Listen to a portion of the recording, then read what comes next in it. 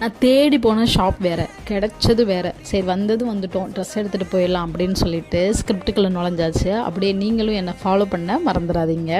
அவனுக்கு பிடிச்ச மாதிரி கேஷுவல்ஸ் எல்லாம் ட்ரெஸ் எடுத்துகிட்டு அப்படியே ஈஸி பை போயிட்டு அங்கே கொஞ்சம் பர்ச்சேஸ் எல்லாம் போட்டால், ஈஸி பையில் இந்த சின்ன குழந்தைங்கள்லாம் ஏதோ பார்க் மாதிரி உட்காந்து விளாண்டுட்டு இருந்தாங்க. பார்க்கவே கொஞ்சம் சிரிப்பாக இருந்தது.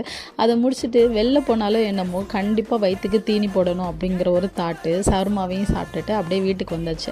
நைட்டு தங்கச்சிக்கு கேக்கெல்லாம் கட் பண்ணிவிட்டு நெக்ஸ்ட் டே சூப்பராக ஆஃபீஸ் கிளம்பியாச்சு. காலையில் இல்லைங்க, ஆஃப்டர்நூனு தான். அதுவும் இந்த பூட் கட் ஜீனில் ரீசெண்டாக கொஞ்சம் அப்சஸ்டாக இருந்தேன். அதனால் ஆர்டர் பண்ணி பார்த்தேன். உண்மையிலே நல்லா தான் இருந்தது. அதுக்கப்புறம் என்ன, ஆஃபீஸ் போயிட்டு இந்த மாதிரி கெட்டப்பில் வர்றதுக்குள்ளே போதும் ஆகிடும். அதுக்குள்ளே இருக்கிற சுருட்ட முடி எல்லாம் வேறு மாதிரி ஆகிடும். அப்படியே நைட்டு மறுபடியும் அகைன் கேக் கட் பண்ணலாம். இன்னொரு தங்கச்சி இல்லையா, அதனால் அகைன் கேக் கட் பண்ணலான்னு கேக் வாங்க போயிட்டு சூப்பராக வந்து கேக்கையும் கட் பண்ணியாச்சு. ஹாப்பி பர்த்டே லூ அப்படின்னு அவளுக்கு விஷ் பண்ணிவிட்டு உங்களுக்கு டாட்டா